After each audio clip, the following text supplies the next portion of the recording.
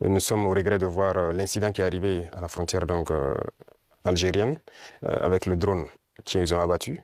Et il faut le dire clairement, c'est pas amical parce que on n'abat pas un appareil volant comme ça lorsque tout le monde connaît le protocole. Donc il n'y a pas à se voiler la face. Si un appareil traverse votre frontière, même s'il rentre sur votre pays, les radars permettent de l'identifier et on sait il appartient à quel pays.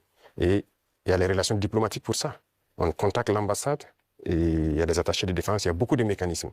On les contacte et ils peuvent confirmer si c'est leur appareil ou pas, s'il est sur le territoire par, voilà, peut-être qu'il a besoin d'aide ou bien il a perdu, voilà, l'orientation et tout ça. Parce qu'un appareil peut être en l'air, il peut avoir des problèmes avec la météo, il est obligé de se cacher derrière les nuages, ça arrive très souvent dans nos pays. Donc un appareil rentre, on les demande, ils disent non, il y a beaucoup de couverture nuageuse, mais il y a en tout cas un phénomène météorologique qui l'amène à venir passer. Il peut avoir un problème technique, il peut demander de l'aide pour qu'on le guide à ce qu'il atterrisse. Donc il y a tellement de facteurs qui peuvent faire qu'un appareil se retrouve dans un espace aérien. On n'abat pas un appareil systématiquement. Le cas est arrivé avec nous. On a souvent vu un appareil américain qui est rentré sur notre territoire, qui faisait des reconnaissances et tout. On n'a pas abattu l'appareil.